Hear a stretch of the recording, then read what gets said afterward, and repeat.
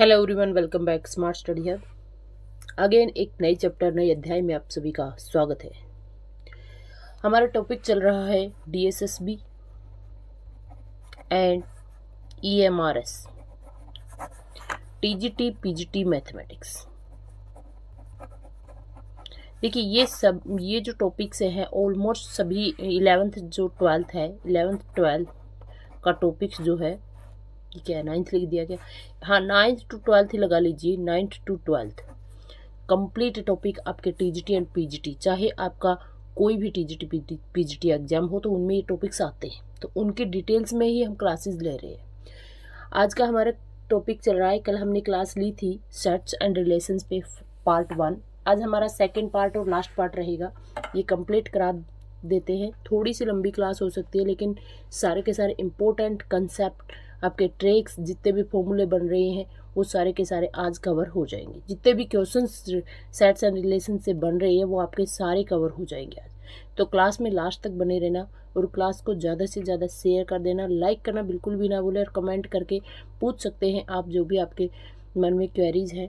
ठीक है, चलिए स्टार्ट करते हैं कि आज हम करेंगे स्टार्ट ऑपरेशंस ऑफ सेट्स के। ठीक है, फर्स्ट है हमारा यूनियन ऑफ सेट्स। ठीक है, हमने क्या किया, एक हमने ए ले लिया, let A and B two sets, दो सेट्स ले लिए ए एंड बी। ठीक है, then the union of two sets A and B denoted by A union B. ठीक है, it is defined as the set of all those elements belongs to either A or either belonging to B, या तो वो सारे के सारे element इसके अंदर बिलोंग करेंगे जो ए में भी होंगे और बी में भी होंगे। जैसे देखिए, इसको मैं लिख सकती हूँ X such that either X belonging to A or X belonging to B. Clear? तो ये हो जाएगा आपका ए यूनियन बी। हम इसको कैसे डिनोट करेंगे, जैसे हमने एक फॉर्म से डिनोट कर दिया है, यहाँ पे देख लीजिएगा। जैसे मैंने क्या लिया, ये मेरा कोई यूनिवर्सल सेट है। ठीक है, यू में यूनिवर्सल सेट है, उसमें मैंने ए ले लिया और ये मैंने बी ले लिया। तो ये क्या है, ए और ये क्या है, बी, और ये कंप्लीट जो कवर होगा ना, ये क्या हो जाएगा, ए यूनियन बी हो जाएगा। क्लियर? तो ये क्या है मेरे पास, ए यूनियन बी। जैसे मैं एग्जांपल से दिखाती हूँ आपको। जैसे देखिए ए इक्वल, क्योंकि टॉपिक्स कोई भी नहीं छोड़ना है, इसलिए चाहे इजी हो, चाहे हार्ड हो, चाहे मॉडरेट हो, सारे टॉपिक्स कवर होने हैं। ए ले लिया मैंने क्या, 1 2 3।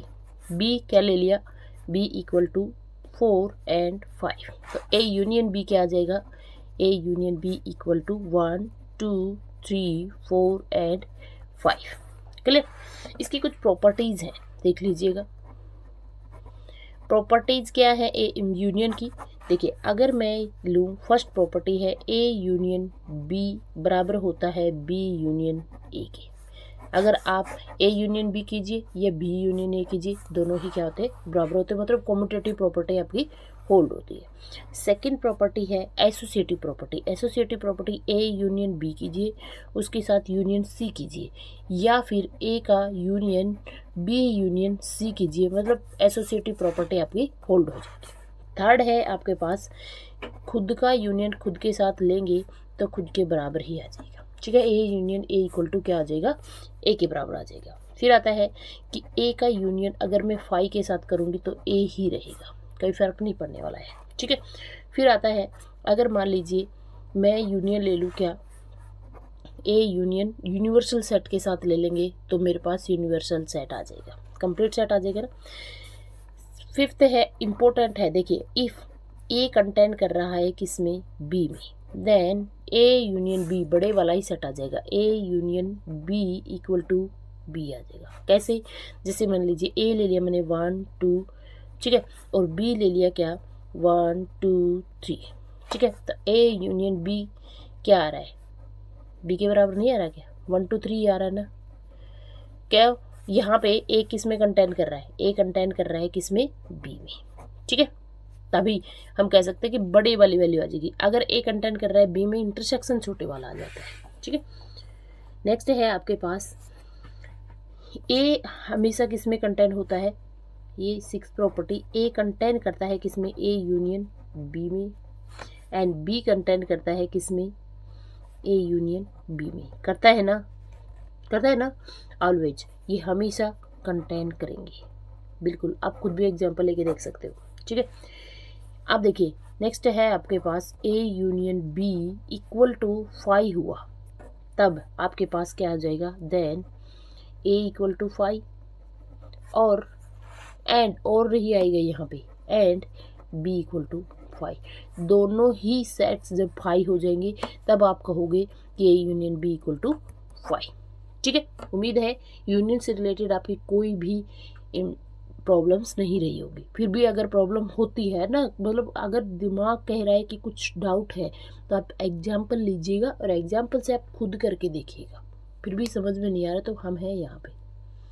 चलिए अब प्रॉपर्टीज करते हैं किसके, इंटरसेक्शन की। देखिए अब हम करेंगे intersection of two sets. Intersections of two sets, दो सेट्स के बीच का इंटरसेक्शन क्या होगा।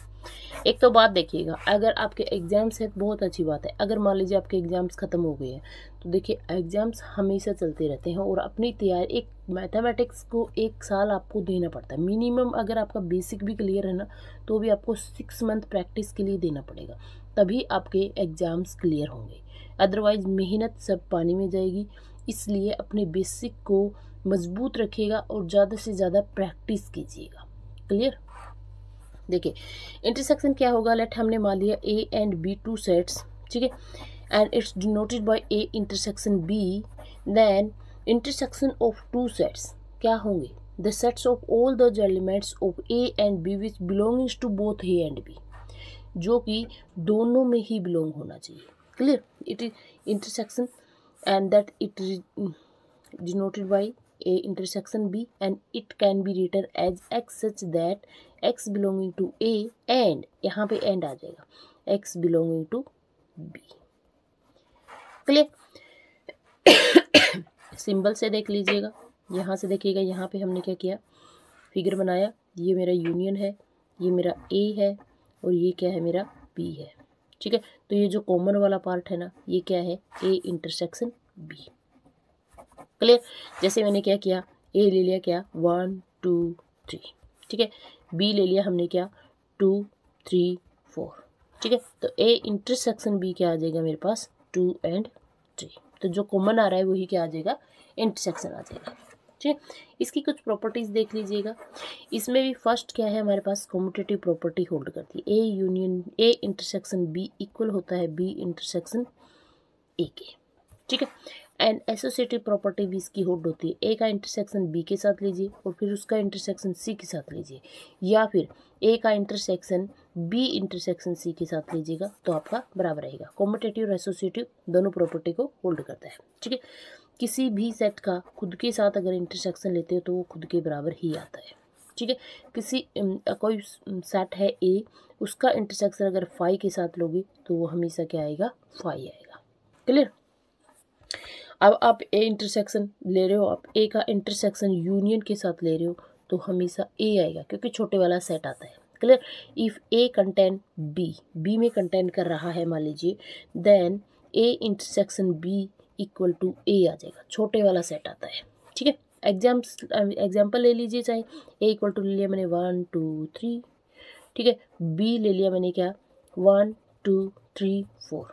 ठीक है, अब देखिए यहाँ पे कंडीशन क्या है, ए कंटेंट कर रहा है ना, बी में कर रहा है ना, तो यहाँ से ए इंटरसेक्शन बी लीजिए, क्या आ जाएगा 1 2 3। ये किसके बराबर है, ए के बराबर है। ठीक है, तो if A content B then A intersection B equal to A. Clear. Next है आपके पास, देखिए हमेशा क्या होता है कि ए इंटरसेक्शन बी, अब ये ध्यान दो, ए इंटरसेक्शन बी कंटेंट करता है ए में and A intersection B content करता है बी में। यहाँ से आपको क्या दिखाई दिया, कुछ दिखाई दिया कि क्या दिखाई दिया, मैं क्या बोल रही हूँ कि यहाँ से ए इंटरसेक्शन बी हमेशा कंटेंट करेगा, इन दोनों का यूनियन लेना, ए यूनियन बी में। करेगा कि नहीं करेगा, बिल्कुल करेगा। तो इंटरसेक्शन हमेशा यूनियन के अंदर कंटेंट होता है। क्लियर। तो ये प्रॉपर्टी किसकी थी, ए इंटरसेक्शन बी की। अब देखिए, अब आता है डिसजॉइंट सेट। डिसजॉइंट सेट क्या होता है? डिसजॉइंट सेट, देखिए डिसजॉइंट सेट मान लीजिए A and B are disjoint sets if A intersection B equal to क्या आ जाएगा? A intersection B equal to empty. There no elements common, कोई भी एलिमेंट्स यहाँ पे कॉमन नहीं है। There is no common element in A and B, then we can see that A and B are intersection या intersection equal to 5 और ए and B are disjoint sets. जैसे हमने क्या लिया, ए इक्वल टू ले लिया मैंने 1 2 3, बी ले लिया क्या 4 5 6, देन यहाँ पे क्या है A intersection B equal to क्या आ गया हमारा 5। फिगर कैसे बनेगा? यहाँ पे मैंने यू ले लिया, ये मेरा यू है, यहाँ पे ये और यहाँ पे बी, कुछ भी कॉमन नहीं है। ये ए है, ये बी है, ये क्या है 1 2 3 4 5 6। ठीक है, डिसजॉइंट सेट्स में आपका कुछ भी कॉमन नहीं मिलेगा। ठीक है, फिर आता है कॉम्प्लीमेंट ऑफ ए सेट्स। ठीक है, कॉम्प्लीमेंट ऑफ ए सेट्स क्या होगा? मान लीजिए, देखिए लिख लेते हैं। आपको थोड़ी स्पीड धीरे लग रही हो ना, तो आप डबल स्पीड में काम देख सकते हो। ठीक है ना, क्योंकि समझाते टाइम इतना स्पीड में काम नहीं कर पाएंगे हम। अगर फिर जल्दी जल्दी समझाने लगे ना, फिर कुछ स्किप रह जाता है, और स्किप नहीं करना है, आप 2 की स्पीड में जाके देख सकते हैं। अब देखिए कॉम्प्लीमेंट ऑफ ए सेट्स क्या होता है? अगर आप नोट्स बना रहे हो तो ये भी स्पीड अच्छी है, आप आराम से नोट्स बना सकते हो। और मैं तो रिकमेंड यही करूँगी कि आप नोट्स बनाएं। मैं आपके बने बनाए नोट्स दे रही हूँ, आपको पक्की पकाई चीज़ें आपको दे रही हूँ, फिर भी अगर आप नहीं सीख रहे हो ना, तो ये आपका फॉल्ट है। देखिए, मान लिया लेट ए कंटेन करता है किसी यूनिवर्सल सेट यू में। ठीक है, then complement of set A is denoted by, किससे डिनोट करेंगे हम? ए कॉम्प्लीमेंट से। और किससे डिनोट कर देते हैं? ए के ऊपर सी लगा देते हैं। And it is defined as the set of all those element of U which are not in A. इसका जो सेट होगा, ये कॉम्प्लीमेंट का वो एलिमेंट होंगे, वो सारे के सारे यू के वो सारे एलिमेंट होंगे जो ए में नहीं बिलोंग करेंगे। सिंबॉलिकली किस तरीके से डिफाइन करेंगे? A complement equal to X such that X belonging to U, universal में से आएंगे, लेकिन and X not belonging to A. ठीक है, जैसे हमने क्या किया, यू हमने ले लिया 1 2 3 4 5। ठीक है, तो ए मैंने क्या ले लिया, ए दे रखा है, सपोज दैट 1 2। ठीक है, तो ए कॉम्प्लीमेंट मेरे पास क्या आ जाएगा, 1 2 को छोड़ो बाकी सब बच जाएंगे, 3 4 एंड 5। ठीक है, जैसे मैंने फिगर में दिखाया, क्या मेरे पास ये मेरा यू है, ठीक है, और ये मेरा ए है, तो ये सारा का सारा पार्ट ये क्या हो जाएगा मेरे पास, ये जो बच गया ना, ये पार्ट बच गया मेरा ए कॉम्प्लीमेंट। ठीक है, वो सारे के सारे यूनिवर्सल के वो सारे एलिमेंट जो कि ए के अंदर नहीं है लेकिन यू के अंदर है, वो एक कॉम्प्लीमेंट के अंदर आ जाएगा। ठीक है, फिर देखिए, फिर है इसकी कुछ प्रॉपर्टीज दे रखी हैं। इसकी कॉम्प्लीमेंट प्रॉपर्टीज हैं आपकी, मान लीजिए ए का यूनियन ए के कॉम्प्लीमेंट के साथ करेंगे तो कंप्लीट यू आ जाता है। ठीक है, इस बात को याद रखना है। ठीक है, अच्छा, ए का इंटरसेक्शन अगर ए कॉम्प्लीमेंट के साथ करेंगे, कुछ कॉमन ही नहीं है, ये हमेशा क्या रहेगा, 5 रहेगा। ठीक है, जैसे देखिए मैंने एक सेट यू ले लिया, मैंने क्या, U equal to real number. ठीक है, ए हमने ले लिया क्या, रैशनल नंबर। ठीक है, तो ए का कॉम्प्लीमेंट क्या आ जाएगा, रेशनल को छोड़ के सारे एलिमेंट, इरेशनल नंबर्स आपका क्या आ जाएगा, ए कॉम्प्लीमेंट आ जाएगा। तो यहाँ से ए यूनियन ए कॉम्प्लीमेंट। ठीक है, ए यूनियन ए कॉम्प्लीमेंट लेंगे तो rational union of irrational number, तो क्या आ गया मेरे पास, कंप्लीट रियल नंबर्स आ गया ना। अब आप इंटरसेक्शन लो, ए इंटरसेक्शन ए कॉम्प्लीमेंट। अब रेशनल और रिलेशनल में कुछ कॉमन होता है क्या, नहीं होता है, तो ये क्या आ जाएगा आपका 5 आ जाएगा। ठीक है, अब 5 का कॉम्प्लीमेंट, 5 में कुछ है ही नहीं, तो 5 का कॉम्प्लीमेंट यूनियन आ जाएगा। ठीक है, और यूनियन का कॉम्प्लीमेंट क्या आ जाता है, 5 आ जाता है। ये छोटी छोटी बातें हैं लेकिन आपको याद रखनी है। ठीक है, अब कॉम्प्लीमेंट का कॉम्प्लीमेंट अगर आप करोगे तो वो हमेशा खुद की सेट के बराबर आ जाएगा। ठीक है, ये एग्जांपल से आप लेके देख लेना, आराम से हो जाएंगे आपके। अब बात आती है कि डिफरेंस ऑफ ए सेट क्या होगा। ठीक है, टेक एनी सेट्स, देखिए difference of a set of a sets, let हमने मान लिया A and B are two sets, दो सेट्स ले लिए, देन देयर डिफरेंस, इसका डिफरेंस ए माइनस बी ऐसे ले लिया, ठीक है। Is defined as a set of element which belongings to A but not belonging to B, ठीक है। कैसे, जैसे देखिएगा, X such that X belonging to A but X not belonging to B, B में नहीं होना चाहिए। कैसे देखिएगा, जैसे मान लिया मैंने एक सेट ले लिया 1 2 एंड 3 4, ठीक है। बी ले लिया मैंने क्या 1 एंड 2, ठीक है। अब आप क्या करोगे, जैसे मैं फिगर से भी समझाऊंगी, लेकिन ए माइनस बी क्या होगा, वो एलिमेंट ए के जो बी में नहीं होने चाहिए। तो बी में कौन है, 1 है काट दो, 2 है काट दो, तो बी ए माइनस बी क्या हो जाएगा 3 एंड 4 हो जाएगा, ठीक है। फिगर के वाइज देखिएगा कैसे, कि देखिए हमने क्या किया, यहाँ पे यूनियन ले लिया, ठीक है। ये क्या है हमारा ए है, ये क्या है हमारा बी है, ये है ए, ये है बी, ठीक है। तो वो वाला टॉपिक्स हम कट कर देंगे जो बी में है, ठीक है। तो ये जो पोर्शन है ना, ये वाला पोर्शन है कंप्लीट, ये क्या है मेरा ए माइनस बी, ठीक है। और जो ये वाला पोर्शन है, ये क्या बच गया मेरे पास बी माइनस ए, ये वो पोर्शन है जो बी के एलिमेंट है लेकिन ए के एलिमेंट यहाँ पे नहीं है, ठीक है।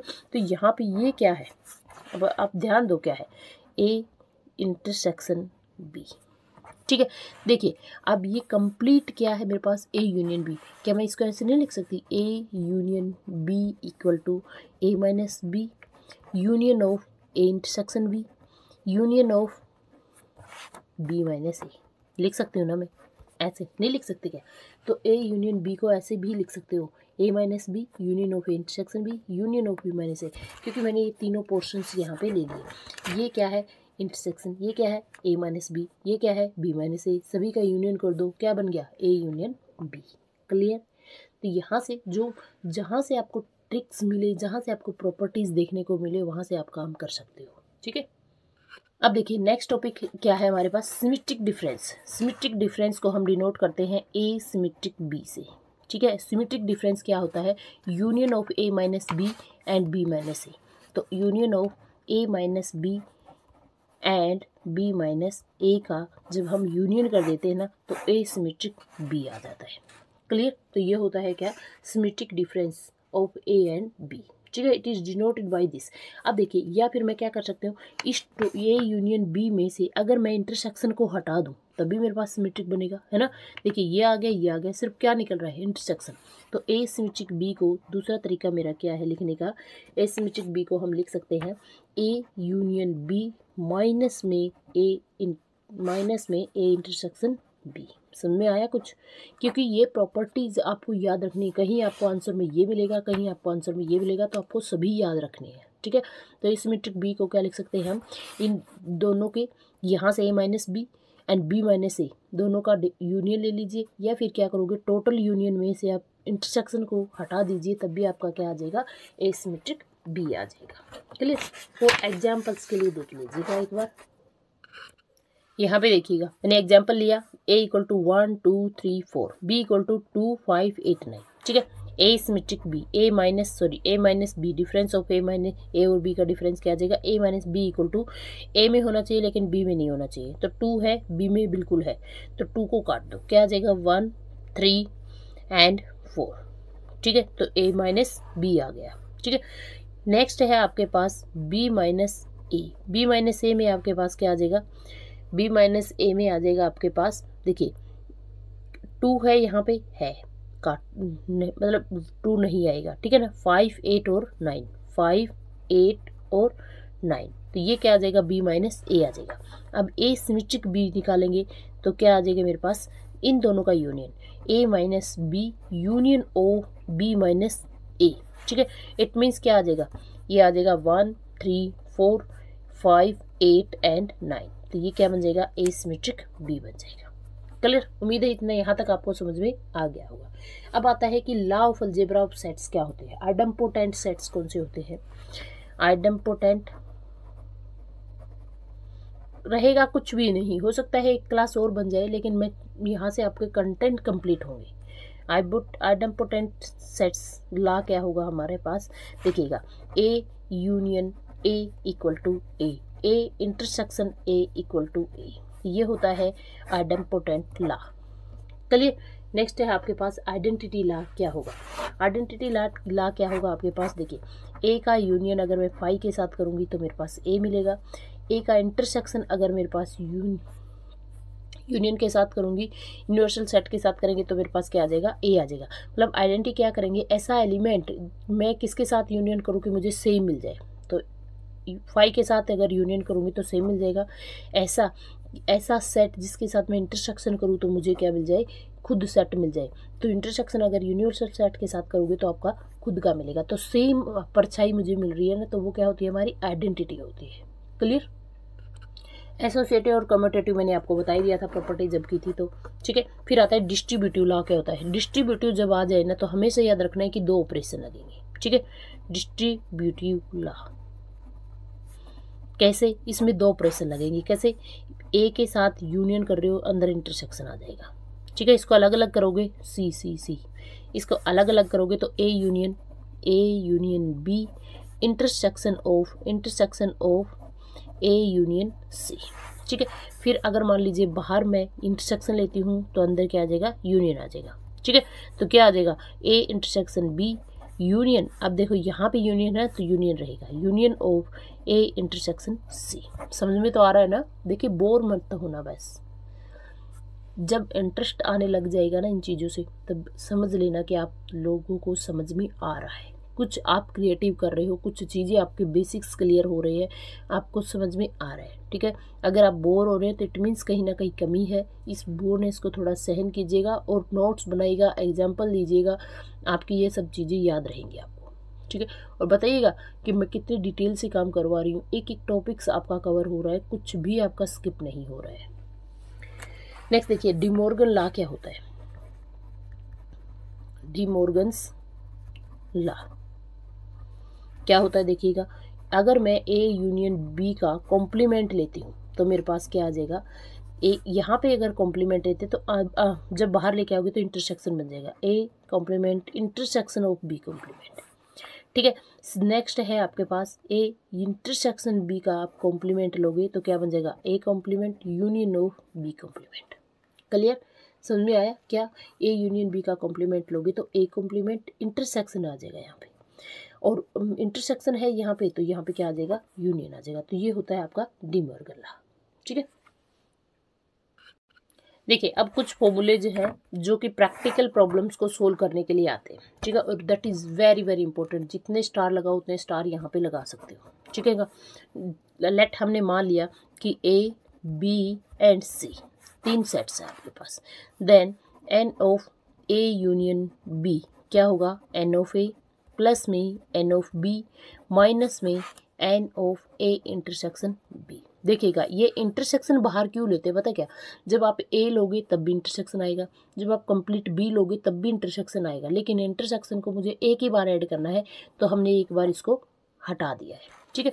इफ मान लीजिए कि इंटरसेक्शन मेरा क्या है, ए इंटरसेक्शन बी मेरा फाई है, तो यहाँ पे कुछ नहीं आएगा, तब मेरे पास N of A union B मेरे पास क्या आ जाएगा, N of A union B मेरे पास क्या आ जाएगा, N of A number of element of A plus में number of element of B, ठीक है। फिर है आपके पास मान लिया कि N of A minus B, ये किस तरीके से करोगे, कैसे, देखिए मैं आपको एक बार समझा देती हूँ।